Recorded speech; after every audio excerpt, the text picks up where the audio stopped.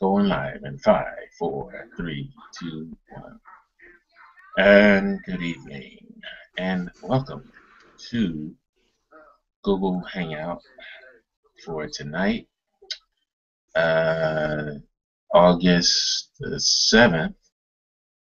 And this is a continuation of the series of 2132 conversations that we need to have. And tonight, I kind of want to continue on, but make this kind of like an information type of session, information slash conversation, based on some research I did last year. And the way this research came about was that I was actually doing a search on Ancestry.com, and to get my family background, my great grandparents and grandparents and where they came from and things like that. And I said one day, like, I wonder about if there's any information on Prophet Cherry. And I searched for a while, and I was able to find out information. And the information contradicted what we were told, as far as his age, as far as where he came from, as far as a lot of the stories that we were told about. But I guess I'm getting a little bit ahead. But prior to that, I wanted to get these other documents, find out what's the history of the Hebrew Israelites. So I think, depending on the time, it's going to spend about an hour or so, if it goes that long. But talking about the history of the Hebrew Israelites, then how the Church of the Living God, Pillar and Ground of the Truth under Prophet Cherry kind of fits within that historical context. And how does it fit? And how did it evolve? How did it actually come about? Because the way that we were taught was like basically it was this is the only. And I have a YouTube video up with one of Cherry's lessons, I guess, one of the broadcasts, I'll put it that way, the broadcast. And in this broadcast, which everybody who's gone to church, those broadcasts that, when they play them, they actually play a broadcast which was on WHAT in Philadelphia. But you can barely understand. So any Saturday or whatever day they play them, they'll have that microphone jammed up to that tape recorder. And if you can pick out one in every 15 words, you're lucky. But this recording I have actually is pretty clear, and it's on YouTube, and I'll put the link to that into the Hangout. But it's you can understand. But what he says in this tape is that it's the only one of its kind, and that's patently not true. It's not the only one of its kind because it came from a previous history of Hebrew Israelite churches. And actually, there was a Church of the Living God prior to that. So what I'm going to do is start as far back as my research is going up until this point. And if anybody's watching this afterwards that has any additional information or has information that contradicts, and the information I have is incorrect, then I stand corrected. That's all. If I'm wrong, I'm wrong. Correct me. I'm open for correction. So I'm going to go and start from the earliest information I have, and I got a screen share on here. So let me just go ahead and screen share the information I have. Change and screen share, and we'll go to WordPress.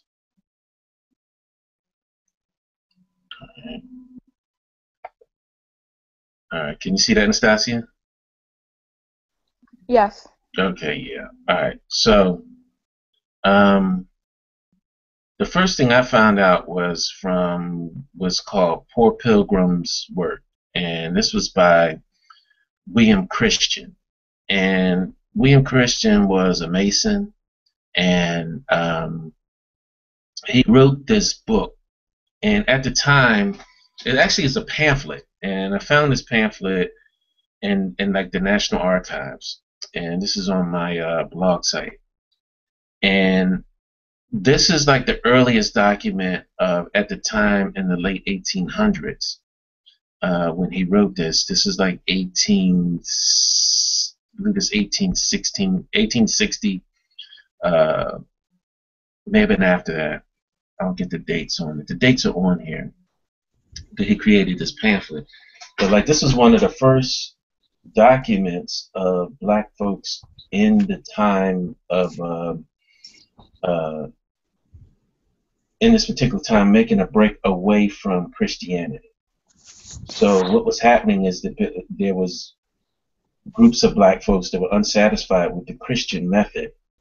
They were feeling like unfulfilled. Okay, you're talking all this stuff. You still, you're beating up on black folks, and you got Jim Crow, and you got all this other stuff going on. And so Christianity basically was falling out of favor with groups of black people. And they were like, this is not working. You're telling me this, telling me that, but it's not working. So this is one of the first people who actually, he created this pamphlet. He was a Mason, and in this pamphlet, if you read it, he talks about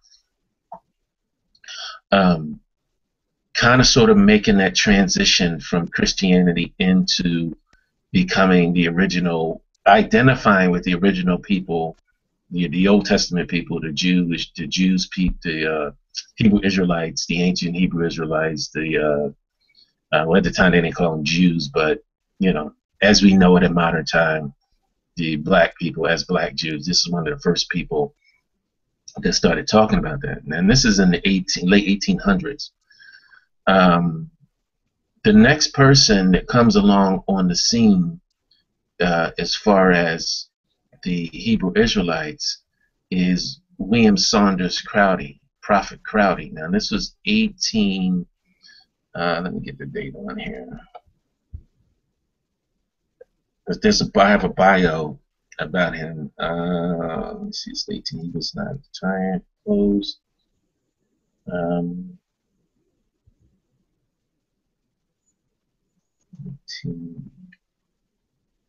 I have the exact dates on here. I'm not going to go through, and I mean, this is the reference here.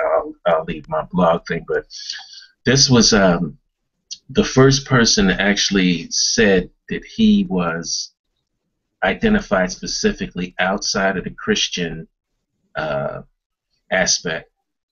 He started to phase into the Hebrew Israelite. So he maintained aspects of Christianity, but he began to make the identity into Hebrew Israelites. Okay, they had 7 keys. Let me tell you what the 7 keys are. This is what they talk about. It's called, the first church was the Church of God and Saints of Christ. Okay, and they had 7 keys. Okay, that's the name of the church, Church of God and Saints of Christ. Wine is forbidden to be drank in this church forever. Unleavened bread and water for Christ's body and blood. Foot washing is a commandment. They say the disciples' prayer. You must be breathed upon and saluted into the Church of God, Saints of Christ, and then the 10 Commandments. Those were the 7 keys. Like I said, they maintained some Christian / Pentecostal type of aspects to their religion, But the key was, and even up until this day, that basically when he died, it splintered off, like in every other type of religious group. They splintered off to you have people that are mainly groups of his offshoots are Christianized. They stay with the Christian aspect. Then you have his actual descendants. Actually, it's the person that's running it now is named Jeru Crowdy. And that church has one of the first branches of it was in Philly, but they were all over the place. But they're right now in Broad and South. It's called Temple Bethel, but that's run by his probably great grandson. And this is where they are more what you would consider Jewish. So they would have the skull cap yarmulkes. They wear the shawls, the prayer shawls. So you go in there, which I visited that place. That's like almost like going into a synagogue. Really, it totally phased out of the Christian aspect. But the other offshoots, you have like the Hebrew Pentecostals. You have they maintain mainly the Christian aspect of it. And here's some pictures that I have. I don't know if you can see this, but I'll blow them up. But here's some pictures of how what their dress looks like. And you can see here they have, this is a minister. Let's see if I can get that. Yeah, he has the covenant on. I don't know if you can see it. They have the covenant. These are some of the, let me blow this up. So sisters have the robes on with the, I'll move it over. They have like the robes on with the, you can see that, similar to the robes in this at 2132. And the brothers dress a little differently. They have like kind of like long shirts, long jackets, but still the covenant and the sashes and things like that. I think at one time, I had one where they were carrying swords. I do have that one. So this brother right here, I believe, has a sword. The minister here has a sword on his side. And also I have videos of them in there. Okay, this is a procession when they do the march around the service here. They're carrying a banner, and brothers in front of the sisters. The congregations, I think their congregations segregated like that, where the brothers are on one side. But you can see a lot of the things that we see at the church that we grew up, 2132. Passover service that they're celebrating. Let me see if I want to see anything else, but I have some other pictures. Now they're all over the world. They spread they're in Africa. They're also, you name it, in the islands. They have different congregations, and just like every other, then here's the one from Jamaica. Every other group, you get far away from the source, things change. So, you'll have these breaks, and the different style of dress. Here, these brothers had a covenant, and they're dressed in white, and they may have segregated by sex, the way that they sit down. But they're in their tabernacles. But anyway, this is in Montego Bay, Jamaica. Let's see if I got any other pictures from them. Oh, then that means when I went to Ned's wedding, I could have gone to church, huh? You could have, yeah. Yeah. It's in Montego Bay. Yeah. I think this is back over here. But anyway, they have like and I don't know, if this would be similar, like an elevated area where the brothers are on. But it looks like this is from the back, where the brothers are sitting on the sort of podium type of thing. They don't seem to be as misogynist. They got some sisters up here speaking up top. I don't know what the status of that is. Where? Well, this picture here. It's hard to see on the phone, so I don't have so I can't. So it's a woman speaking at like where Brother Davis would be? Yeah, exactly. It looks like a elevated area, and there's like brothers sitting on a back wall, and there's a sister like at a podium. Is that the one in Jamaica? Yeah, that's in Jamaica. Yeah, yeah. That's But surprising. yeah. Um, let's see if I have anything else. Um, let me see if I can blow up this bio of William Saunders Crowdy. But he was known as uh, as Prophet W.S. Crowdy. You know. Okay. Here we go. So, Here, let me just read this bio real quick. 1903 in June. Uh, Prophet William S. Crowdy purchased 40 acres in Belleville, Suffolk, Virginia, which would later serve as the international headquarters for the congregation. Prophet Crowdy also sent an emissary to establish the religious organization in Africa, shortly after tabernacles were established in Cuba and the West Indies. Prophet Crowdy later set up the Union Choir organization in the Department of Sabbath Schools, and he relocated to Washington, D.C. Let me see what they said here.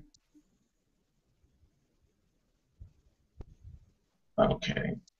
In 1906, in April at the Passover, the institution of our royal blue and brown uniforms took place in Plainfield, New Jersey. The wearing of uniforms during various services was initiated by Prophet Crowdy to eliminate the emphasis on social and economic class. Also, at this Passover, Prophet Crowdy selected the chief evangelist Joseph W. Crowdy, evangelist William H. Plummer, and grandfather Abraham and elder Calvin Skinner as future leaders of the congregation. This is in early 1900s. Yeah, that's 1906. I think I can go back a little bit further and actually talk about, just give a date when it actually started. If they have, I have this thing here. Yeah, let's see what this says.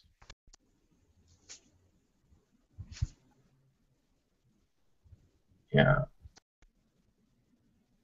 Yeah, so most of this stuff happened after these seven keys. This thing, the seven keys, which is like their, I guess, like their creed, their organizational statement.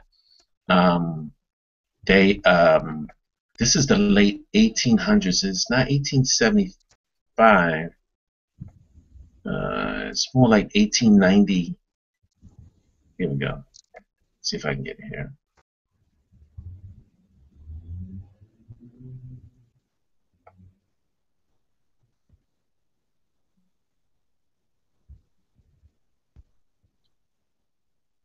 Yeah. Okay. Yeah. Okay. So this is in uh, early 1900s, late 1800s, because I believe it was 1896 that he actually started his organization. Because by this is 1903, 1906, he was buying property and also bringing in these other congregations across in the islands and also in Africa. So I guess he had been further along in his establishment of his religious sect at that point in time. This is a whole history of how this evolved from 1908 to 1917, 1917 to 1931. These are all the different leaders, and this is William S. Crowdy right here. So this is the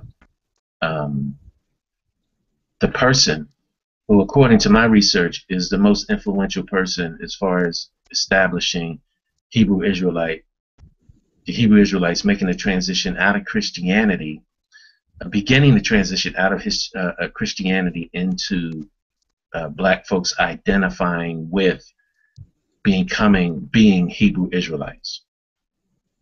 And as I said later on, just like in every other religion, big or small, things splinter off. So when he died, he had people lined up to succeed him, but you're going to have a faction of people that don't agree with that, and they're all over the world. So that's even more of a possibility of it fracturing off into different directions.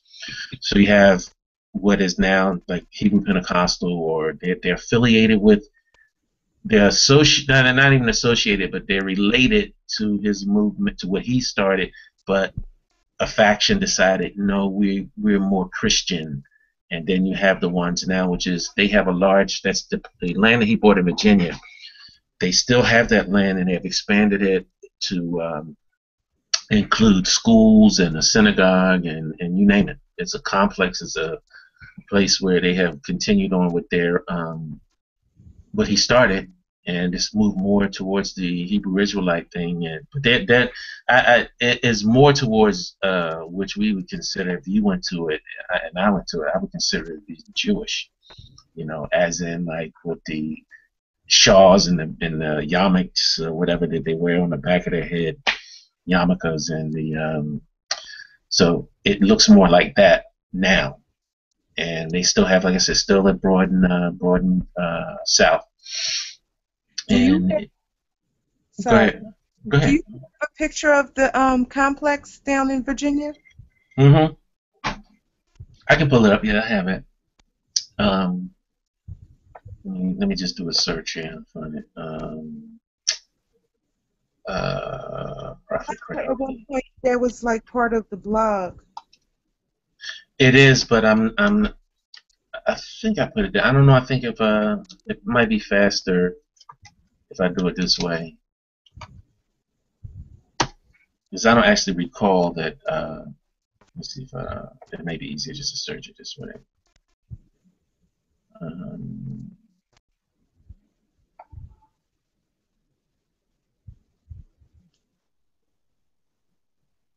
You know, it's probably right. I think what I did was I put it on the YouTube, on our Facebook. But I'll find it. I'll find it. Let me go here and see if I put it on here. Search this. Virginia.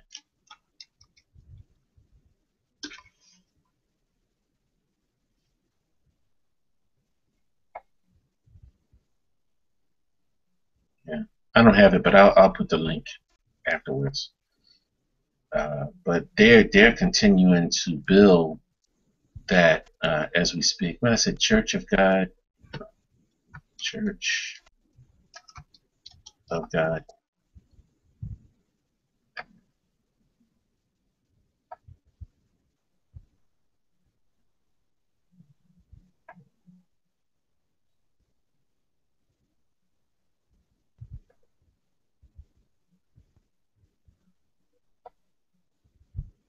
And Saints of Christ.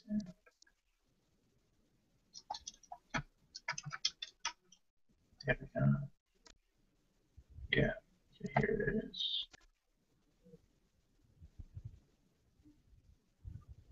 Well, then this site looks like it's jacked up now.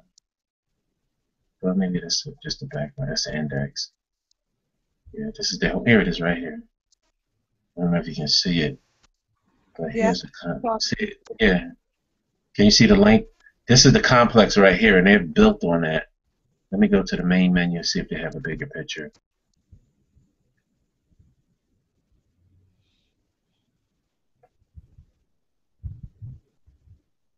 Yeah, see, J. Root Crowdy Jr., he's the chief executive officer now. Let me just reload that. Yeah, here we go. Yeah, he went to Temple.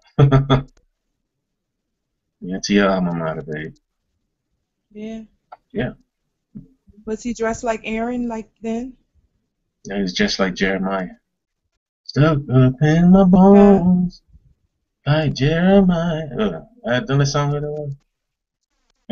I don't know that song. Temple Bethel. Let me see if they do it. International Temple Bethel in Suffolk, Virginia. Let's see if we can get a picture of that. So they have tabernacles located United States, Jamaica, and South Africa. Let's see if they give us a picture of it.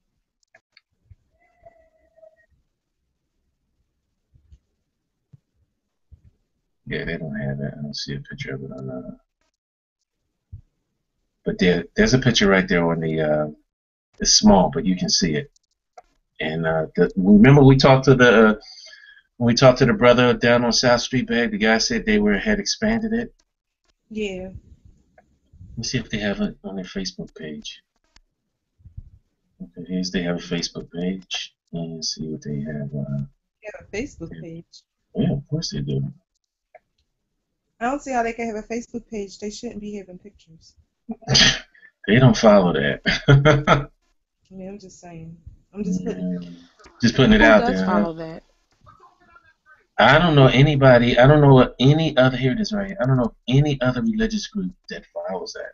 Here it is right here. They, from what I understand, a lot of the Muslims do. No, they don't. Well, no. Yes, a lot of Muslims do. You got to talk to them. Yes, they do follow not getting their picture taken and stuff. Yes. Well, it can't be like a large. It can't. Well, I mean, there may be small factions that do that, but I wonder what the commandment would be. I don't know about the Quran. I have no knowledge of. I can't even say I have a passing knowledge of what's in the Quran, but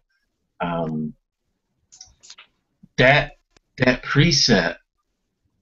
I mean, the interpretation of that we were brought up to believe is just such. To me, it's so backwards. It's like when you read that verse, the context in which the verse is written in has nothing to do with pictures, because it's highly unlikely that any pictures actually existed back then. And wait, hold on. There had to be pictures existing back then because portraits, busts, and statues were made since like the beginning of time. So those are still images. Those are still pictures. There may not be photographs. They may not be photographs which are engraved on paper, but they are still pictures. They're still likenesses of something that is either in the earth beneath the heaven or in the waters under the earth. Okay, but it doesn't stop there. That's the thing. And the reason for that command was to bow down and worship other gods. That was the problem, because God was a jealous God. And the problem was with the children of Israel in that time was that they were, I don't believe the story, so I'm just telling it as a story. What they were doing was going after and worshiping other gods, like when they made the calf, the bull actually it was, which is a representation of El, which was a previous god that the Israelites were worshiping. So they make a bull, and they're worshiping that bull because that's what everybody else around them were doing, and that's what they used to do. They used to worship other gods, and so the problem was the God that Moses went up and was talking to and did not like that.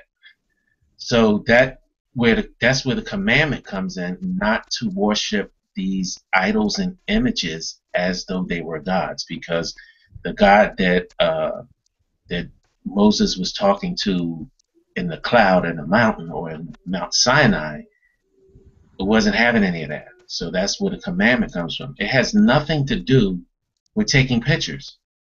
And taking pictures of your children and taking pictures of your family, and now if you're going to interpret that way, if you take pictures of your family and you have a shrine with burning candles and you get down on your knees and you're praying to your grandfather or to your daughter or to your whatever, and you're treating the representation of your loved one as a god, then yes, then that would be worshiping something as it was a god. That sounds like voodoo. What? What you just said.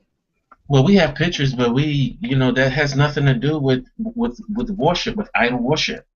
But I don't like candles to them, at least not anymore. Nobody does it here, right? Nobody does it. It makes no sense. But people don't want to go there and say anything like, it doesn't make sense. And I had to deal with that, I see. not taking pictures and explain it. Well, I could explain it up until I was 18, and say that my mother said that I don't take pictures because this, that, and show the card. But it honestly never made no damn sense to me. It Did never you made sense. you walked around with a card like a Jehovah's Witness? Well, no, I So you a think wake book? no, like if you had to like say for instance for school pictures, you tell them that you're not taking a picture. It's easy back then, because people could act like, well, I don't have the money to get the pictures. But like when I went to college, like I think we had to have ID, and you had to have when it came to places like when you had to get your license. You know how it is. You had to get your license, and when you had to have picture ID to get around campus, when they gave us our student ID, then I had to bring in the card. Excuse me, and that would explain it. But So after a while, go out your, ahead. when you were pulled out your awake card, were you like, let me talk to you about the goodness of Jesus? Is that what you did? No, we didn't. There's no whatever they call it, Proselytizing? proselytizing, and what's the other word? Evangelizing, and there was none of that. No hoodwinking? Yeah, no hoodwinking, no bamboozling, no none of that. Yeah, so I'm going to see if I can put this link in. Let me copy that and put this in the so I can put it like in the chat. And have it. Yeah, so that's the link. That's the link to their Facebook page. Enter, and can you see the chat? Yeah, sort of. I can't see anything. Nastasia, can you see it? No, I cannot see. Can you see, like, can you go over where it says chat? It's like if you go on the left side of your screen, there should be like once you put your arrow, put your mouse pointer over there, you'll see like chat, screen share, and showcase and things No, like I'm that. on my phone. I don't know Like your if that phone? makes Okay, yeah. Well, it'll it show doesn't up. make a difference. Mm-hmm. Yeah, but it's like a chat, and I think this chat actually shows up on the like on the comments of YouTube. If not, I'll just put it. If it doesn't, I'll just put it there. What else? So I'll go back to Saunders Crowdy. Go back to the blog. Now, after William Saunders Crowdy, you had these other people in New York. There's a man named Wentworth Matthew. He's from Jamaica, and these people are all within what Marcus Garvey. Some of them were in or prior to the Marcus Garvey movement. They came out of that time period, out of that time frame, and these were the people that actually, like, New York is had big communities of black Jews up there, and to this day, they still the descendants from that are still in New York at the time. And I'm going to kind of skip over to the point where you have like the Hebrew Israelites that are out in the street howling and screaming now. They are the descendants of like these movements that got to a certain point, like in New York, not so much in Philadelphia. I think I can't be 100% sure on that but I know a large percentage of them come out of New York and have spread into to Philly and different other countries. I'm sorry, different other cities. And motorcycle going by, no problem. Yeah, so that's what you have today. The people out there doing the howling and screaming and confronting people are descendants of that time. Now, where Prophet Cherry comes along and this I can't be 100% sure. It's only like rumor that I've heard. And when we spoke to the people down on Broad and South, that we were told that the older people had said that Prophet Cherry came through there. But you can see through the uniforms and you can see, and in books that I've read, there's like must-read books It can tell you there was a man that came through to church in the 50s, which I'm really jumping ahead, but in the 50s, his name was Arthur Fawcett. Let me do this When Black Gods. And I have this book. This is actually it's Black Gods in Metropolis. I think that was him. All right, hold on. Yeah, Black Gods of the Metropolis. Yeah, here we go. When Black Gods. That's not him. It's not that one. The name of the author is Black God. It's an Arthur Huff Fawcett, and he actually came to church and he interviewed people at church. He came there in the 50s and then he came back in the 60s. And I have this whole book on the blog. Yeah, and he wrote 2 books where he interviewed people and he compared and contrasted what was at Saunders. I'm thinking compared. This guy, he didn't compare and contrast, but there's a later book which called Black Judaism, where the author actually compared and contrast where the things that came from William Saunders' church and ended up in the church 2132. Now, what I was okay, so we're told, and let me back up to the 1900s, late 1800s, early 1900s, and the founding of the church 2132. Of course, we were told that, 1886, Chattanooga, Tennessee, East 9th Street, the church was found there. Not true. Just flat out not true. First of all, let's get into when was Prophet Cherry born.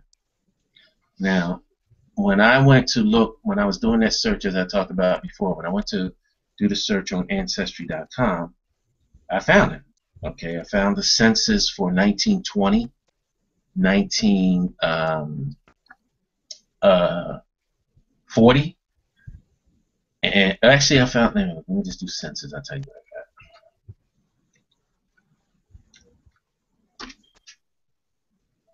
I got. Okay.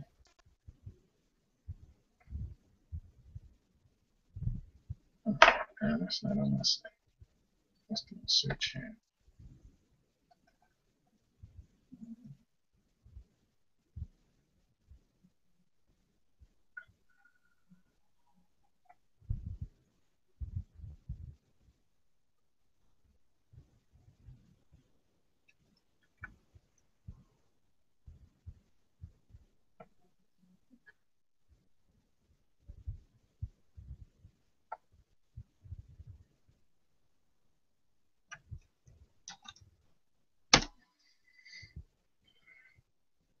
All right. So, yeah. So 1920, 1930, 1940, and I have directory from 1950, the directory. I thought I had 1910 too as well, 1900. I may not have that there. But anyway, on the census, this is the census information that I got off of Ancestry.com. That's the actual handwritten copy, but there is a printout of the census information. Let's see if this is it. Yeah. Okay, here we go. So this is the 1920 census. Now all this is written down, handwritten, but the census people came around. And then when they put it on Ancestry.com, they put both on there. They put the written copy and they put a typed copy so you can see what it says. So it says Frank Cherry was born 1876 in Georgia. Where he lives at is now. This is where he lives at in Ward 7, Philadelphia, which is 2134. 2134 Nicholas Street. and black male, head of household, married to Daisy Cherry from Georgia, and he has a daughter. And these are the people that are there. That's 1920. Okay. Um, and this is way after Crowdy started his thing. 1930, census information. 10 years later, he's 55. His wife is 39. He has a daughter, Daisy, who's 10. Frank is 8. Okay, and those are two people that live with him. 1940.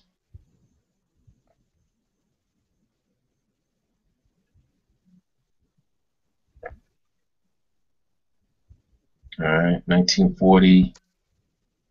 He's 65. Wife is 55. Daughter's 20. Son is 18. Another child is 9 years old. Okay.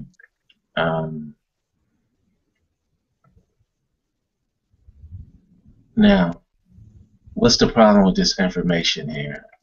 Information, the problem is that, let's see what this is. Okay, this is not there. The problem is that we were told that the church was started in 1886.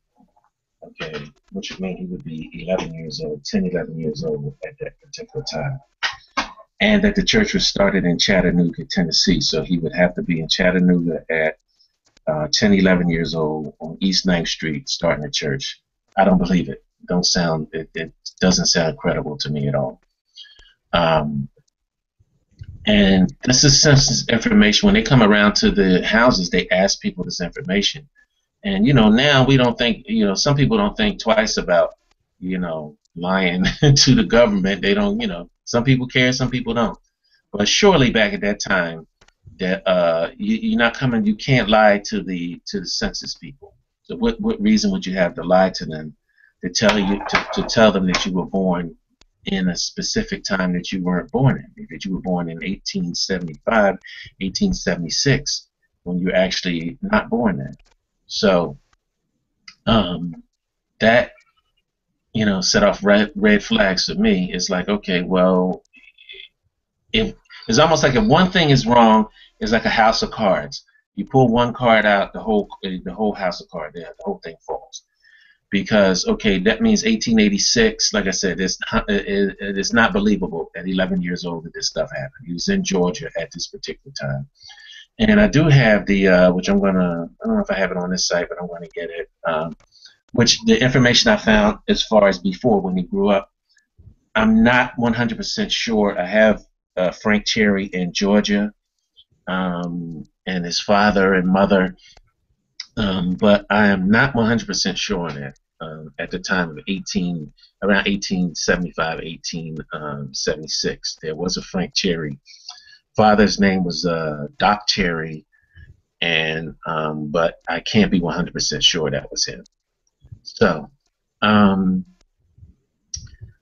like I said, the question just came to me like, okay, well, is that part's not making sense, and I did not find. I actually have a picture of East 9th Street, and how it would look, Chattanooga, back in that time. So this is a picture from the late 1800s of Chattanooga, Tennessee, East 9th Street. Okay? So this is what East 9th Street looks like in the late 1800s. Okay? And I think I did a search on Google as well. And East 9th Street, to me, from what I read about it and looked at, would be like somebody saying, I had a house on Broad Street. I mean, I had a church on Broad Street. It's like, really?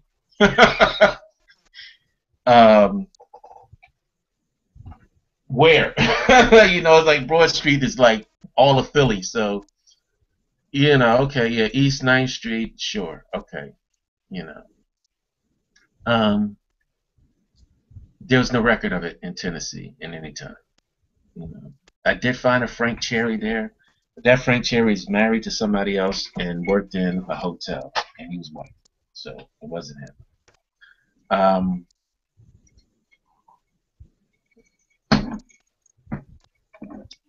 Now, this was a quote I found in a book called Black Judaism, and it's like this book is like the book to have on doing research on Black Jews. And this was a quote from the book. It's from James Landing, Black Judaism. It says the founding date of 1886 is according to Cherry's own account. Landing and others point out that this date is probably fabricated in order to usurp the Church of God and Saints of Christ claim to be the first black Jewish group. The Church of God and Saints of Christ was established in 1896 in Kansas, but settled in Philadelphia and then Virginia. So, yeah, this is one. That's another book that is a good book to have because the whole book is about Black Judaism. Some other red flags for me. Let me see that I don't know if I dealt with those.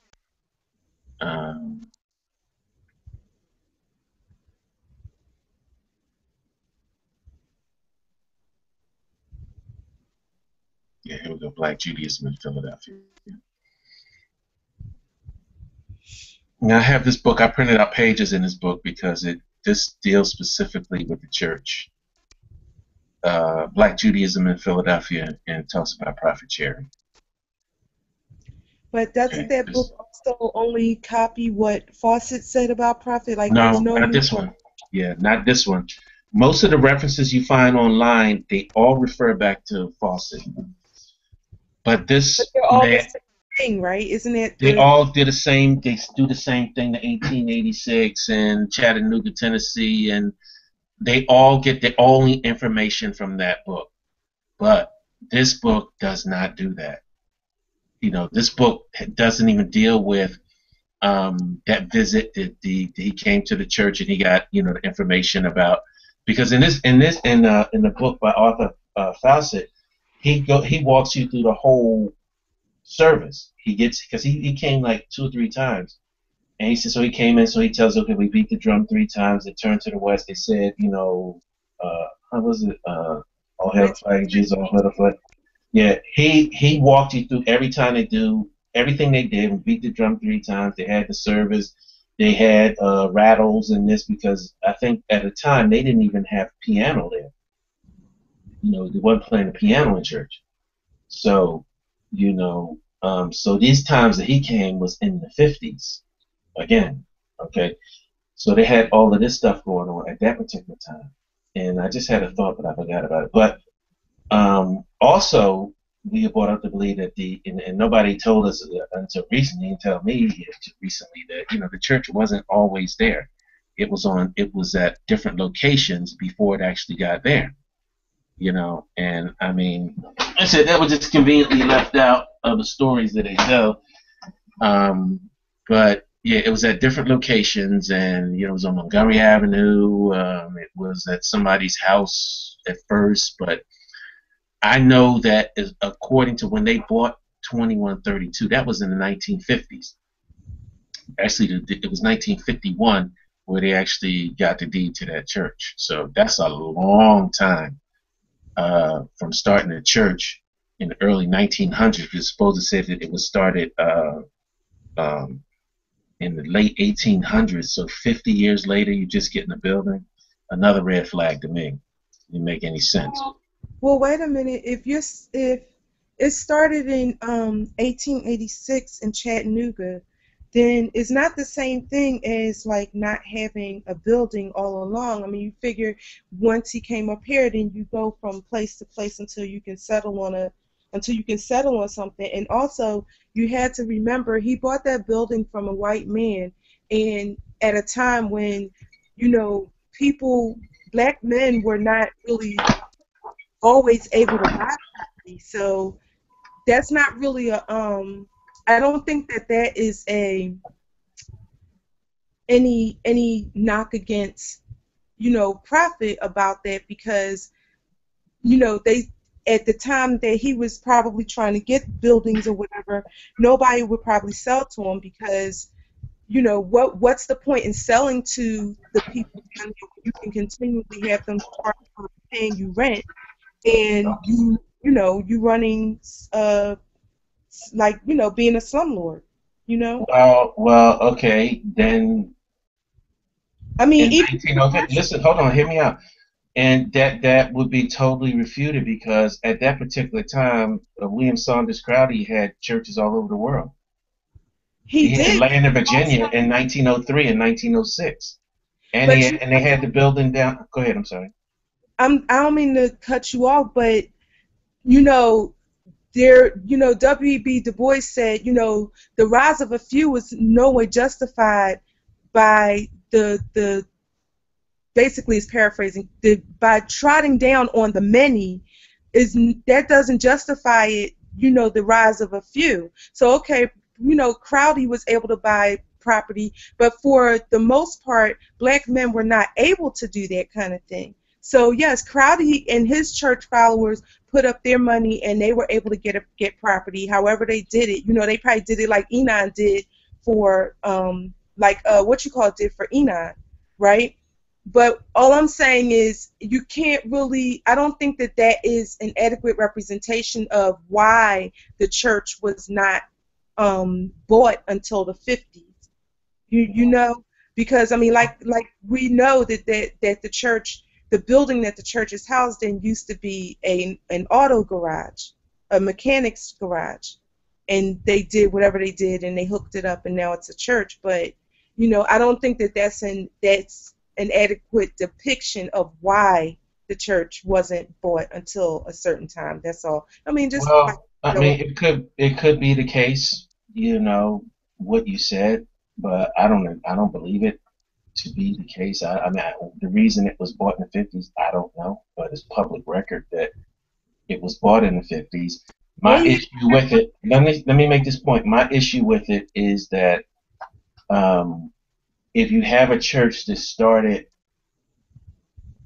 50 years and you compare a 50-year time span, okay, then what does that tell you? At a 50-year time span, if you started off with a few families, because I actually saw this online. They were talking about how it was on the site of the preacher game, how that game works. The game works like this. You start off as you and your wife, and you start off with services in your house. After a certain time, you have a few families come over. Say you have 5 families come over. After a while, you provide them with, you have the service, and then you provide them with, food afterwards. After a while, you get them in the mood to contributing because your wife is preparing this food. You get them to start expand. You get to a point where it's too big for the house. You need a little place, so you get your place, but you still got to hit these people up for money. Just to cut to the chase, over time, through these people intermarrying and things like that, you will have in a certain amount of years, say like 30 years, you will have a congregation big enough to take care of a building because you've moved up in incremental steps from the house to the hotel ballroom, to a property, to a bigger property, to where you have enough people where you can get a mortgage and build your place. Like Enon, for example, Enon, we could build a damn Taj Mahal for multi-millions worth of dollars. That's the life cycle. That's the pattern of how things go. So, I mean, whether he could buy it or not, in a time frame, you may have a point there, but according to like the life cycles of other organizations, similar organizations and movements, at the particular time frame after 50 years, it will be extremely large. But is that important? I don't know. It's just like, well, what is important is, I think that when you can't really compare other churches with 2132 in that regard, because one of the main tenets of church is not to be like Enon. It's not to be all extravagant and, having so much money like that. It's to not be like that. That's one of the biggest tenets of church. That's one of the reasons why you don't see, the building expanding. It's not just because, there's not a whole lot of people that are going, because there was a time, like in one of the biggest heydays, you figure in like the 70s and 80s and stuff, there were a lot more people going to church. Like the last time I was at church on the Sabbath, there weren't as many people as there used to be when I first started going, but things fluctuate anyway, and people come and go and things like that.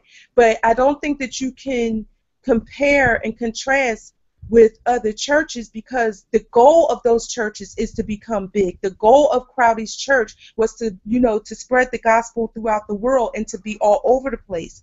That was the goal, but that was not the goal for Prophet Cherry. That wasn't not what he preached about. He preached against all of that from the beginning. Well, I mean, but then that kind of doesn't make sense to me, because it's like you want everybody should have a chance to hear, and that requires space. So you're telling me, like, okay, you got space for 100 people, and it's supposed to stay like that?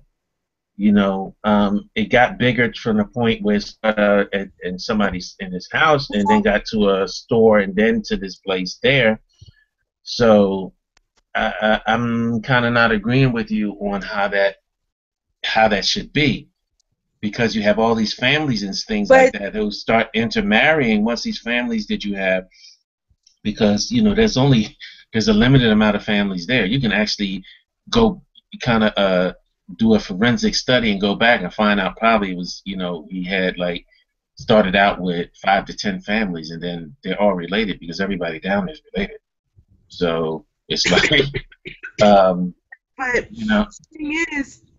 the thing is, whether or not you agree with it is not necessarily the point. The bigger point is what he talked about. Whether or not you agree with what Prophet said doesn't really matter. What matters is the fact that he talked about not having the church be like that. It's like his thing was his message is going to be spread.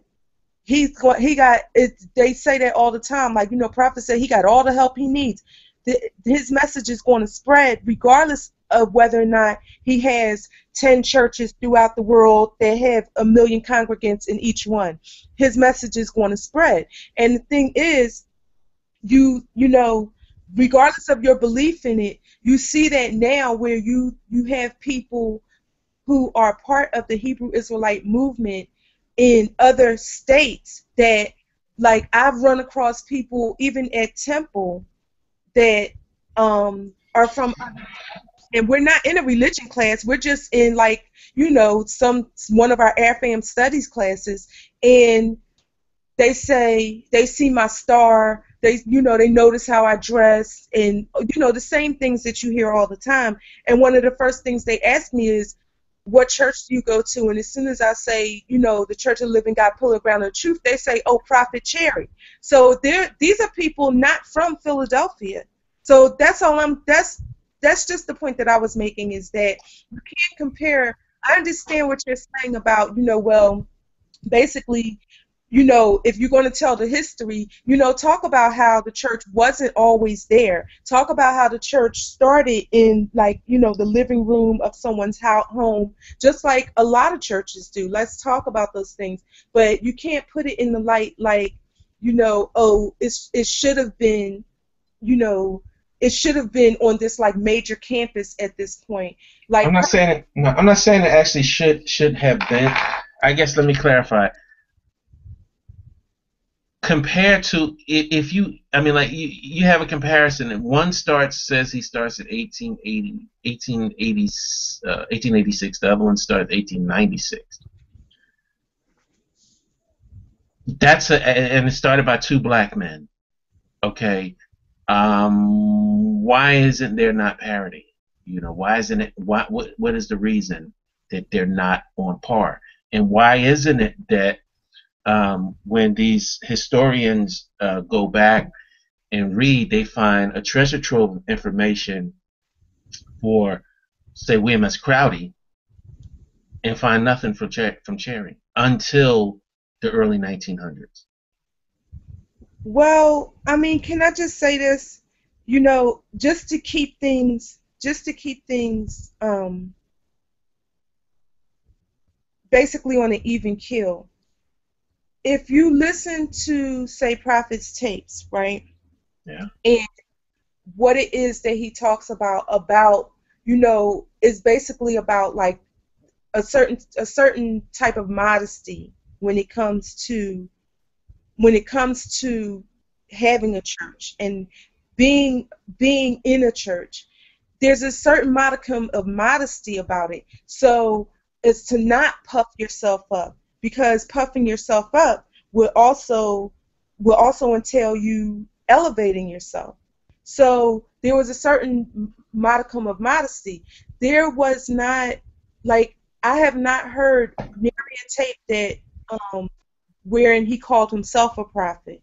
Okay, I have not heard any tapes where he puffed himself up, other than, you know, things like, you know, we know the truth, but it's an inclusive. That's why one of the things that you notice in any song that we sing, regardless of whose song it originally was, regardless of what the original lyrics were, it is not about I. There's no, you know, it's not about the I. It's about we. It's about a team effort to, you know, to keep this church the way it is. Well, You know, yeah. so that's all I'm saying. It's about, I don't know. I just think that that's kind of like a slippery slope. Like when you get into okay, well, it should have been like, why not?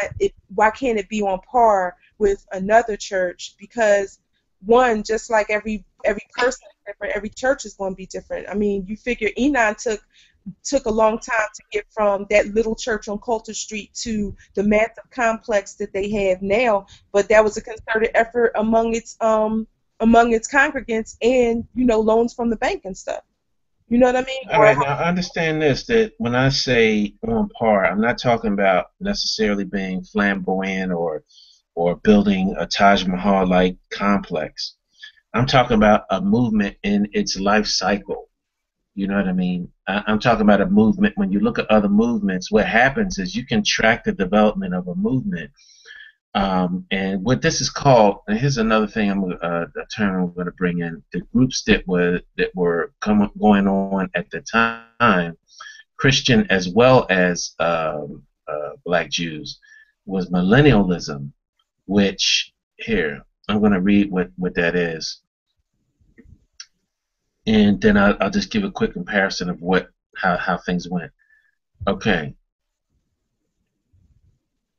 Let me see. There you go. When you look at that other chart, it talks about, it held that there will be successive 1,000-year periods, each would end in a cataclysm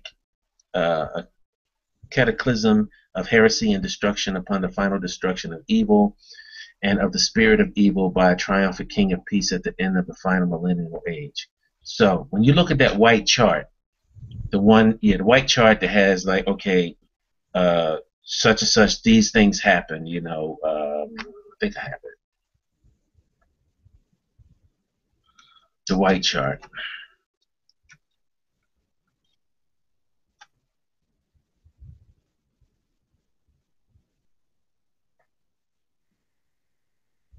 Okay, so here's this chart. This is what millennialism is. Okay, the first day, each of these successive times. Yeah. Are you Say going to share again? the screen? Yeah, is it shared? Can you see Are it? you sharing the screen? Okay, hold on. Let me get it. Yeah, I am sharing it, but let me just bring it on. Let me just share it. Screen share, and it's right here. All right. So, can you see it now? Yeah. Okay. Yeah. So each of these time periods are 1,000-year periods here. Okay. Each of these days are 1,000. That is something that was true. It's a millennial religion, but the life cycle religions, and I don't want to belabor the point too much on that as far as the comparison. What I'm saying is that compared to the other religions at the particular time, they have a specific life cycle. And normally at the end of that life cycle, for example, the seventh day when everything is supposed to happen, you have your congregants are looking for a specific cataclysmic event or apocalyptic time frame, time event that happens, which restores you back, which would be the whole point of going through all the hell that you went through up until that time. That's where we have the 1985, 1990. Then after that, you have what happens after that. With you look at these groups, is you have to revamp when the thing does not happen. Then there becomes a revamping of and a remessaging of the end time event. And then what happens after that, after a certain amount of times, then people will say, well, what's the point? There's nothing's happening. And you start looking around and your parents have died. Now you have to explain why your parents are dead. How come they're not going to make it over to Canaan land or heaven or paradise or anything, whatever the promise of these religions are. So they have a life cycle. You understand what I'm saying? I lost my screen. Yeah. Yeah, I I can lost still my see it. screen. You lost it. I can still see it. See what's going on. Really? It might be, I don't understand why. You still can hear me? That's weird. I have a completely black screen with no camera. Hold on, I'm gonna try to get you on my phone because this is I can't see anything. I'm gonna try to get back onto the Hangout by phone. Is the computer plugged in? It's plugged in, yeah, but the screen's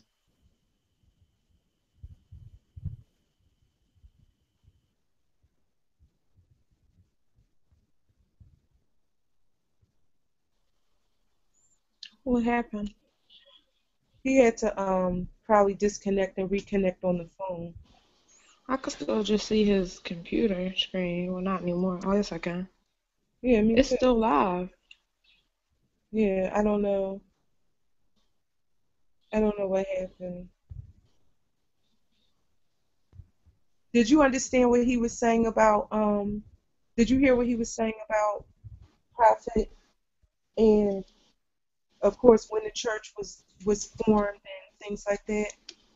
Yeah, I was trying to understand. Was he saying that the dates that they're giving are inaccurate, Right, um right. or like is he saying the dates that they're telling us are is inaccurate, but he's found contradicting like research?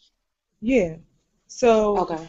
what And what happened? you were saying was it wasn't meant to be a large, like it wasn't meant to be like Enon. It was meant to be like I Basically understand. I understand.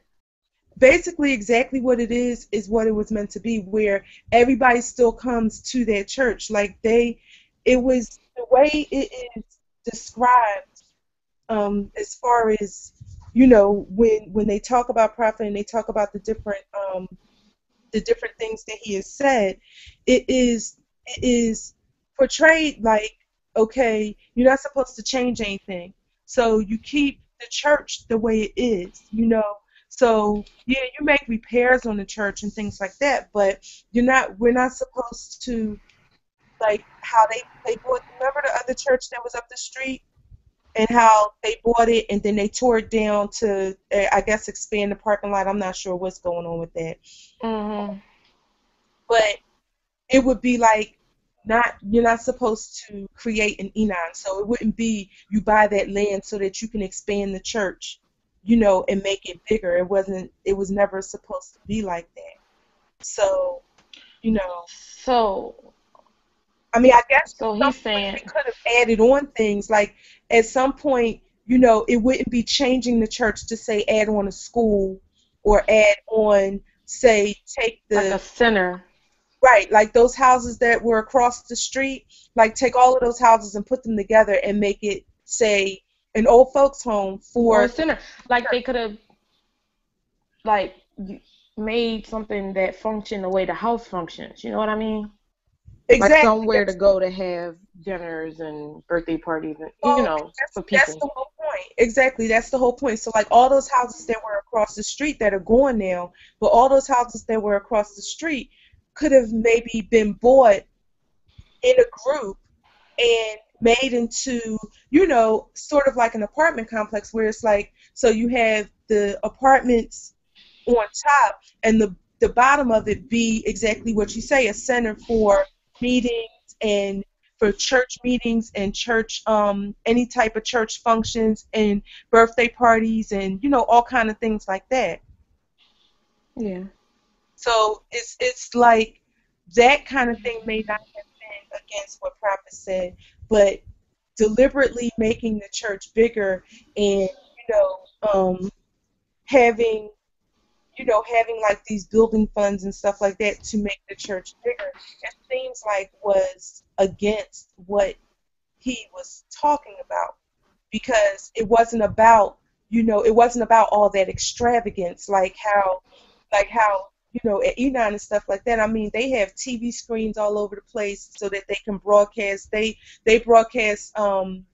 They do a live stream I believe every Saturday and Sunday, but I'm pretty Right. sure I know it's every Sunday. I'm not sure about the Sabbath because he also does church services on Saturdays. Who is that? Pastor Waller, that's his name. So it was more like preaching against that kind of thing because at the time, people were at the time he was talking about these things in like the 40s and 50s and even up until he started getting sick in like the very early 60s, like 59, 60, 61, he was saying, basically don't do that because that is against everything Christ talked about. Christ when he came to the church and things like that. So he talked against those things. And I mean I could be wrong, but that just seems to be why certain things were not done the way maybe other churches might have done them. Like, could we have maybe taken the house and, made